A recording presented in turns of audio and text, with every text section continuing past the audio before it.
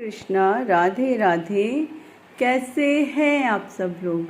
मुझे उम्मीद है आप सभी लोग बहुत खुश हैं, अच्छे हैं और अपनी अपनी लाइफ में बहुत ही अच्छे से एंजॉय कर रहे हैं। और हमारे बिहारी जी की कृपा, हमारे राधे कृष्णा जी की कृपा आप सभी पर खूब जम जम कर बरस रही होगी, खूब भर भर कर बरस रही होगी। एंड ऑफ कोर्स बरसेगी क्यों नहीं। बिहारी जी हमसे इतना प्यार जो करते हैं वो हमें अपने आशीर्वाद में जो रखते हैं, है ना, तो उनकी कृपा तो बरसेगी ही। ठीक है, वीडियो को एंड तक ज़रूर देखिएगा, वीडियो को लाइक शेयर एंड सब्सक्राइब ज़रूर से कीजिएगा। And please please please again like share and subscribe ज़रूर से कीजिएगा। और आप सभी का बहुत बहुत बहुत बहुत थैंक यू मेरी वीडियो को लाइक्स करने के लिए, सब्सक्राइब करने के लिए, कमेंट्स करने के लिए। आप सभी का बहुत बहुत बहुत बहुत थैंक यू। ठीक है, let's continue and stay connected. प्रेम से बोलिए आप सभी मेरे साथ, राधे राधे। देखिए थोड़ी ना तबीयत आज स्लो है, डल है, सो प्लीज़ आप लोग प्रे कीजिएगा कि मेरी जल्द से जल्द तबीयत ठीक हो जाए। आई डोंट नो बट थोड़ी तबीयत आज ख़राब है, अचानक से तबीयत ख़राब हो गई सुबह से। चलिए ठीक है, शुरू करते हैं। ओम तत्सत। श्री गणेशाय नमः। श्रीमद्भागवतम महापुराणम द्वितीय स्कंदः अथ प्रथमो अध्यायः। लास्ट टाइम हमने प्रथम स्कंद हमारा संपन्न हुआ था, ठीक है। अब यहाँ पर द्वितीय स्कंद हमारा शुरू हो रहा है, ठीक है। सबसे पहले प्रेयर करते हैं।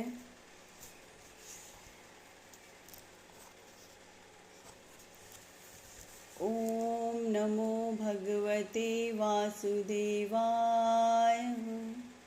ओम नमो भगवते वासुदेवाय। कृष्णं नारायणं वन्दे, कृष्णं वन्दे व्रजप्रियं, कृष्णं द्वैपायनं वन्दे, कृष्णं वन्दे प्रथासुतम्। बोलो मेरे बाके बिहारी लाल की जय। जय जय श्री राधे, जय जय श्री राधे। अथ प्रथमो अध्याय, ध्यान विधि और भगवान के विराट स्वरूप का वर्णन। ओम नमो भगवते वासुदेवाय। श्री शुकदेव जी ने कहा, परीक्षित, तुम्हारा लोकहित के लिए क्या किया हुआ यह प्रश्न बहुत ही उत्तम है। मनुष्यों के लिए जितनी भी बातें सुनने, स्मरण करने या कीर्तन करने की हैं, उन सब में यह श्रेष्ठ है। आत्मज्ञानी महापुरुष जैसे प्रश्न का बड़ा आदर करते हैं। राजेंद्र, जो गृहस्थ घर के काम धंधों में उलझे हुए हैं, अपने स्वरूप को नहीं जानते, उनके लिए हजारों बातें कहने, सुनने एवं सोचने करने की रहती हैं। उनकी सारी उम्र यूं ही बीत जाती है। उनकी रात नींद और स्त्री प्रसंग से कटती है और दिन धन की हाय हाय या कुटुंबियों के भरण पोषण में समाप्त हो जाता है। संसार में जिन्हें अपना अत्यंत घनिष्ठ संबंधी कहा जाता है, वे शरीर, पुत्र, स्त्री आदि कुछ नहीं है, असत्य हैं, परंतु जीव उनके मुंह में ऐसा पागल सा हो जाता है कि रात दिन उनको मृत्यु का ग्रास होते देखकर भी चेतता नहीं। इसलिए परीक्षित, जो अभय पद को प्राप्त करना चाहता है, उसे तो सर्वात्मा सर्वशक्तिमान भगवान श्री कृष्ण की ही लीलाओं का श्रवण, कीर्तन और स्मरण करना चाहिए। यहाँ पर साफ साफ समझाया जा रहा है कि देखो, अपने घर गृहस्थी के काम तो ठीक है, वो भगवान ने हमें, ईश्वर ने दिए हैं, वो हमें करने ही है, लेकिन अपने ईश्वर का स्मरण ज़रूर से करें। हम अपने ईश्वर को याद नहीं करेंगे, हम अपने भगवान को याद नहीं करेंगे, हमारे राधे कृष्णा जी को याद नहीं करेंगे, तो हम फिर क्या ही करेंगे।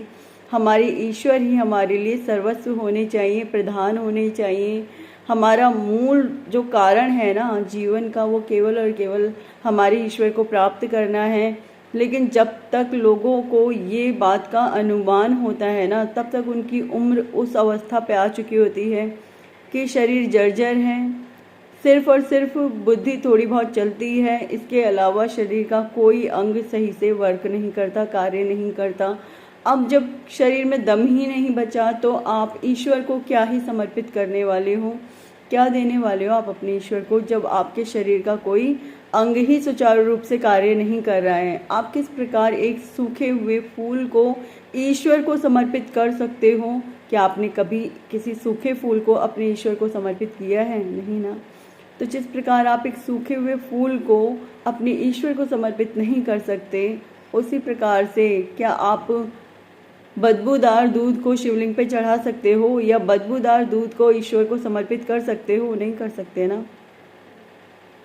जो चीज़ खराब हो चुकी है, जो चीज़ नष्ट होने की कगार पे आ चुकी है, आप उसे ईश्वर को क्या ही समर्पित करोगे, या क्या ही आप अपने ईश्वर के लिए पूर्ण रूप से कर पाओगे? क्या कर पाओगे आप अपने ईश्वर के लिए?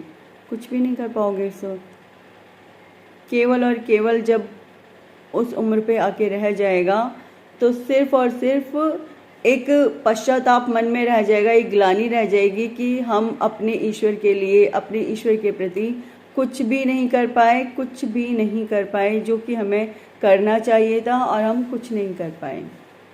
ठीक है, ये सारा ही वृतांत अब आगे समझाया जा रहा है, बताया जा रहा है। मैंने इसलिए एक बार समझा दिया ताकि आप ध्यानपूर्वक इस बात को अच्छे से सुने।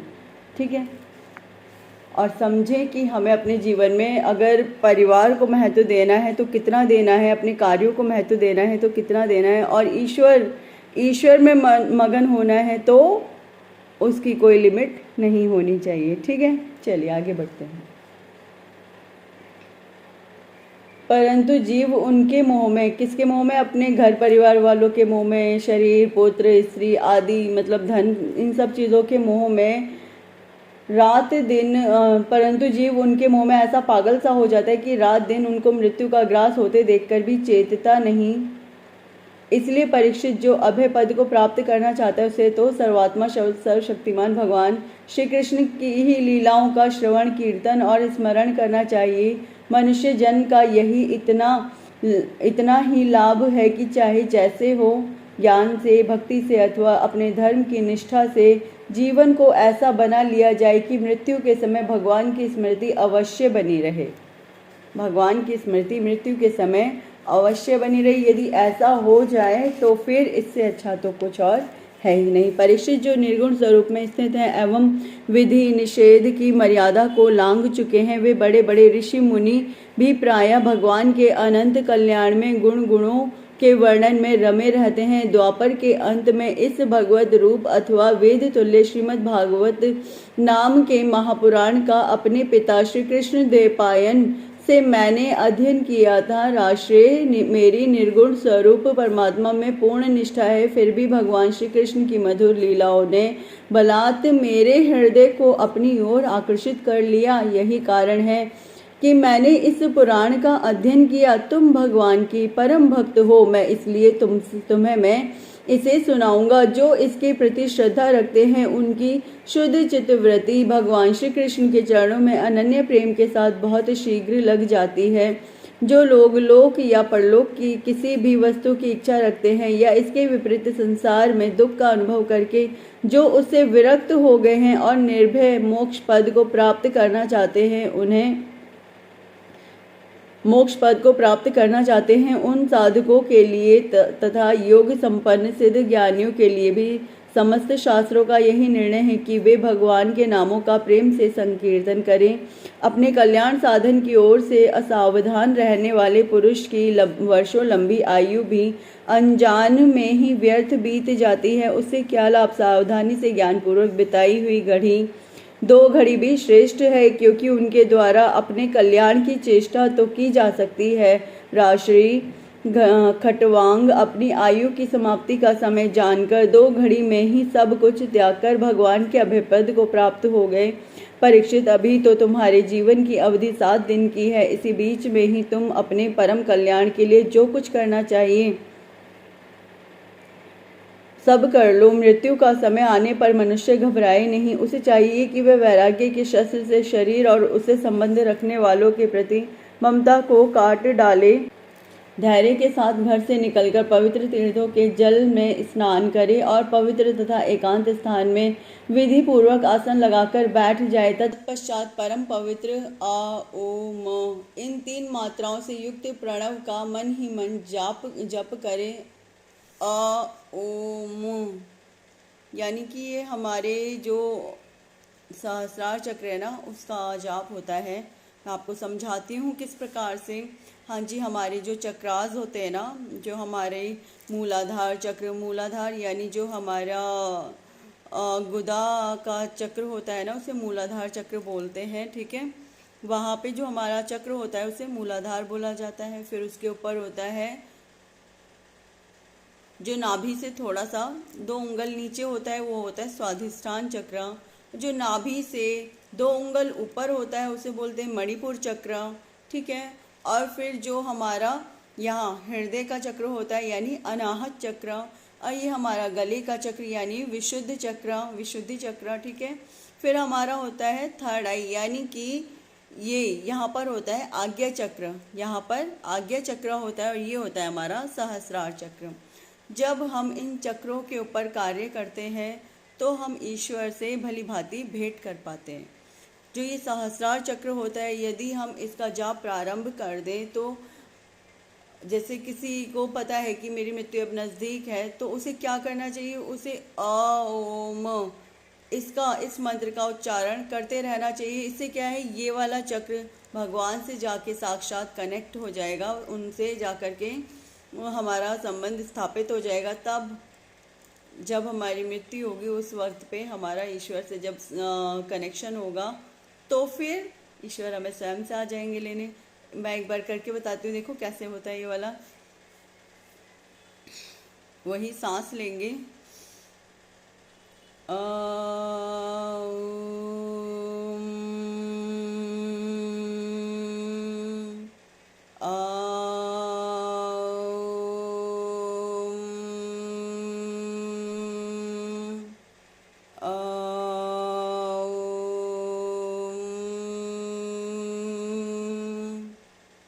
इतना आनंद आता है जब हम मेडिटेशन करते हैं। देखिए, मेडिटेशन का मतलब ये नहीं है कि आप पूर्ण रूप से सिर्फ केवल योग साधना में चले जाओगे, ऐसा नहीं है। मैं तो क्या करती हूँ, मैं प्रेम भक्ति भी करती हूँ। फिर ये जो है ना, ये जो मेडिटेशन है मेरे ईश्वर से साक्षात्कार करने का एक बहुत ही सहज रूप है। इससे क्या होता है, जब हम मेडिटेशन करते हैं ना, तो ये मेडिटेशन जो होता है हमारे ईश्वर से हम साक्षात सहज रूप से कनेक्टेड हो सकते हैं।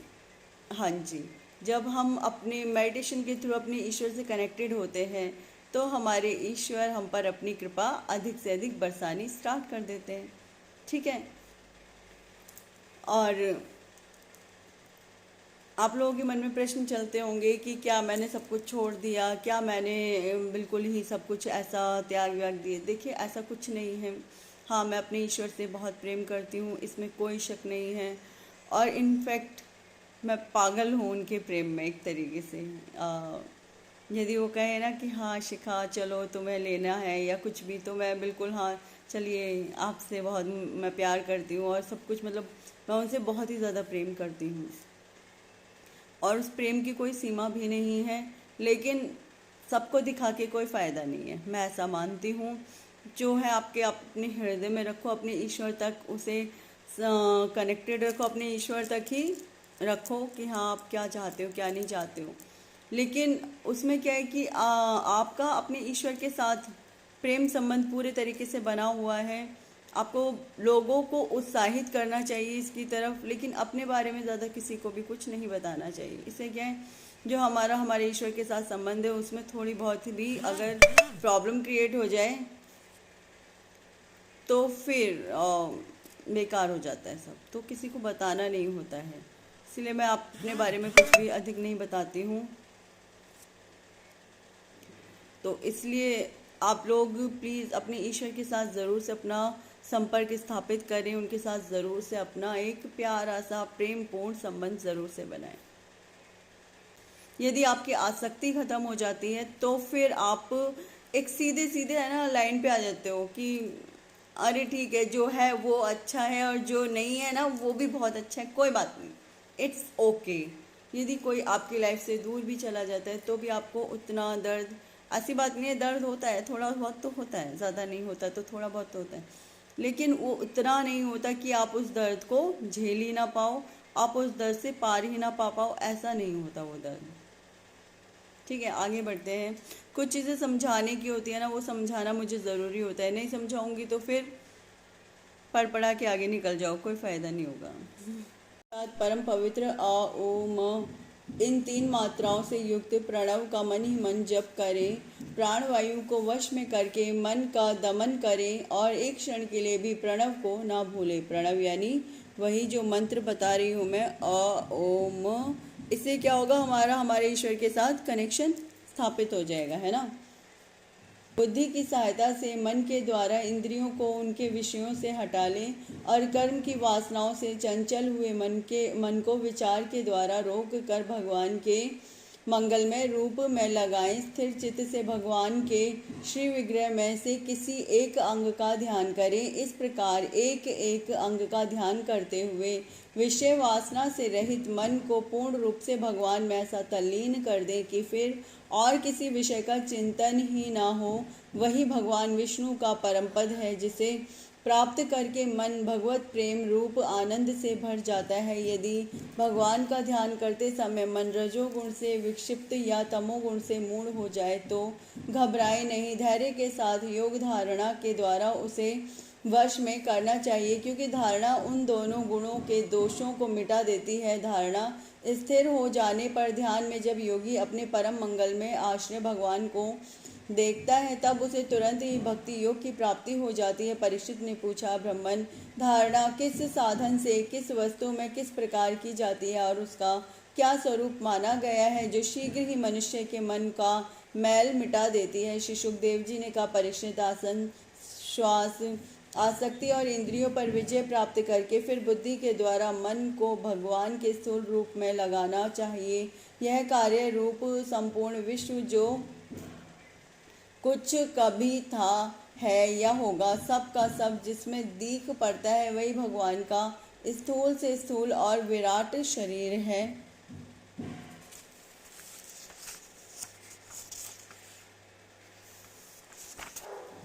जल, अग्नि, वायु, आकाश, अहंकार, महतत्व और प्रकृति, इन 7 आवरणों से घिरे हुए इस ब्रह्मांड शरीर में जो विराट पुरुष भगवान है वे ही धारणा के आश्रय हैं, उन्हीं की धारणा की जाती है।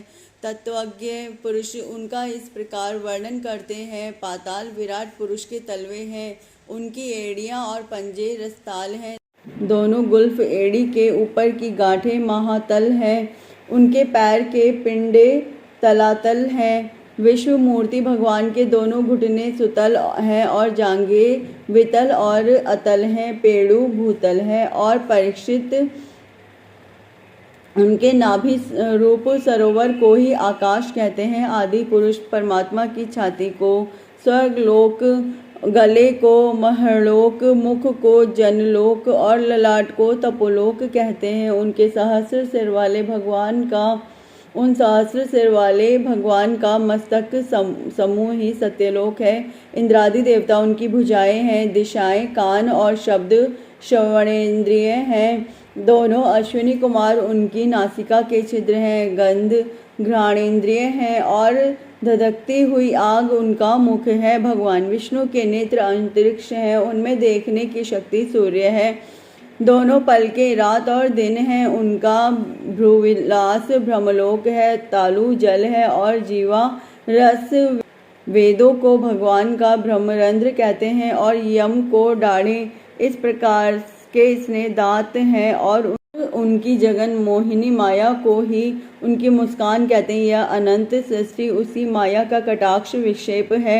लज्जा ऊपर का ओठ और लोभ नीचे का होठ है। धर्म स्तन और अधर्म पीठ है। प्रजापति उनके मूतेंद्रिय हैं। मित्रा वरुण अंडकोश है। समुद्र कोख है और बड़े बड़े पर्वत उनकी हड्डियां हैं। राजन, विश्व मूर्ति विराट पुरुष की नाड़ियां नदियां हैं, वृक्ष रोम है, परम प्रबल वायु श्वास है, काल उनकी चाल है और गुणों का चक्कर चलाते रहना ही उनका कर्म है। परीक्षित, बादलों को उनके केश मानते हैं, संध्या उन अनंत का वस्त्र है। महात्माओं ने अव्यक्त मूल प्रकृति को ही उनका हृदय बतलाया है और सब विकारों का खजाना उनका मन चंद्रमा कहा गया है। महातत्व को सर्वात्मा भगवान का चित्त कहते हैं और रुद्र उनके अहंकार कहे गए हैं। घोड़े, खच्चर, ऊंट और हाथी उनके नख हैं। वन में रहने वाले सारे मृग और पशु उनके कटी प्रदेश में स्थित हैं। तरह तरह के पक्षी उनके अद्भुत रचना कौशल हैं। स्वयंभू मनु उनकी बुद्धि है और मनु की संतान मनुष्य उनके निवास स्थान है। गंधर्व, विद्याधर, चारण और अप्सराएं उनके षडज आदि स्वरों की स्मृति हैं। दैत्य उनके वीर्य हैं। ब्रह्मांड मुख, क्षत्रिय भुजाएं, वैश्य जंघाएं और शूद्र उन विराट पुरुष के चरण हैं।